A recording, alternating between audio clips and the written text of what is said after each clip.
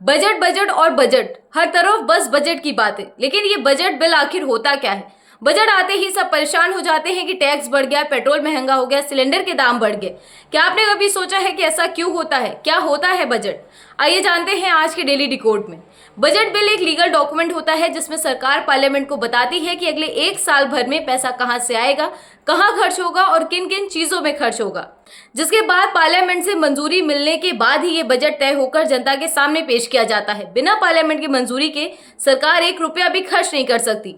अब बात करते हैं कि सरकार पैसा लाती कहां से है। तो सरकार की इनकम के चार मेन सोर्स होते हैं। पहला होता है टैक्सेस, जिसमें इनकम टैक्स, जीएसटी और कस्टम ड्यूटी शामिल होती है। दूसरा सोर्स होता है लोन, देश का और देश के बाहर से उधार लिया हुआ। तीसरा सोर्स है पब्लिक सेक्टर प्रॉफिट्स, आरबीआई और उसके जैसी उन सरकारी कंपनियों द्वारा कमाए गए प्रॉफिट जो केंद्र या राज्य सरकार के हिस्से में आते हैं, उसमें 51% या उससे ज्यादा की सरकारी हिस्सेदारी से। चौथा सोर्स है एसेट सेल्स, जिसमें निवेश, जमीन जैसी चीजों पर प्रॉफिट, मतलब सरकार का पैसा आता पब्लिक से ही है।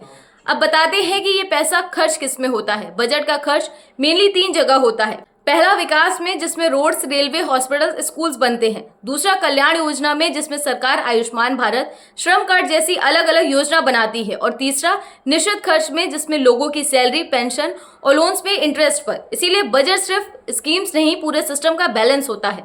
अब बात करते हैं इस साल के ओवरऑल बजट थीम की। तो इस साल का बजट थीम बिल्कुल सीधा है, short term relief plus long term growth, यानी आज के लिए थोड़ी राहत और आने वाले लंबे समय तक में विकास। सरकार के इस बजट का फोकस है रोजगार, इंफ्रास्ट्रक्चर और मिडिल क्लास को थोड़ी राहत देना। यानी ये बजट सिर्फ सरकार, अपर क्लास, मिडिल क्लास या किसी एक वर्ग के लिए नहीं होता। ये बजट बिल पूरे देश का एक रोड मैप है, वो रोड मैप जो पूरे एक साल तक जनता और सिस्टम को सही ट्रैक पर चलाएगा।